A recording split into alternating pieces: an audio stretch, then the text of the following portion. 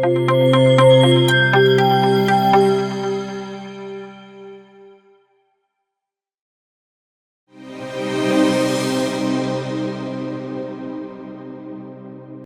মোহাম্মদ তুজাম্মেল হক ফকির। আমি রাজার ইউনিয়নের বাসাইল বাসিন্দা। আমি কারিচাষ প্রকল্পের মাধ্যমে কেঁচো সারের ট্রেনিং প্রাপ্ত এবং কেঁচো সারের ট্রেনিংয়ে আমি লাভবান। আমি 3টে চারি তার কাছ থেকে সহায়তা পেয়েছি, কিছু মূলধন। তা থেকে আমি এখন 12টা চারির মালিক হয়েছি।